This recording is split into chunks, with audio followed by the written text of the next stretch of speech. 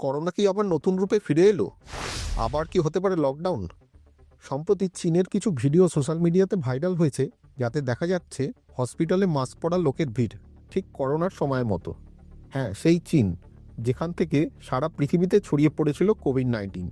যদিও চীন দাবি করেছে চিন্তার কিছু নেই, এই ভাইরাসের নাম HMPV, হিউম্যান মেটা নিউমো ভাইরাস, যা নতুন কিছু নয়।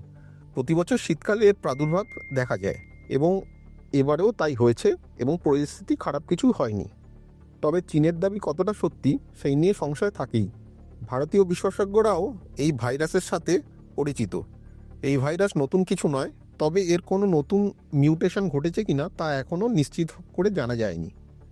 HMPV আসলে একটি রেসপিরেটরি সিস্টেম বা শ্বাসতন্ত্রের সংক্রমণজনিত ভাইরাস। কম বয়সী, বিশেষত 14-র নিচে, বৃদ্ধ ব্যক্তি, 65-র উপরে এবং দুর্বল রোগ প্রতিরোধ ক্ষমতা সম্পন্ন ব্যক্তিদের ওপর এই ভাইরাস বিপজ্জনক হতে পারে। এর উপসর্গগুলি হলো সর্দি, কাশি, গলা ব্যথা ইত্যাদি। কোভিড-19-এর মতো এটা কিছু মারাত্মক বা প্রাণঘাতী নয় এখনও পর্যন্ত।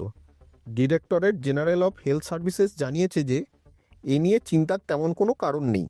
এখনও ভারতীয় স্বাস্থ্য মন্ত্রক ভারতে সেরকম কিছু উল্লেখ করার মতো কোনো ঘটনা লক্ষ্য করেনি।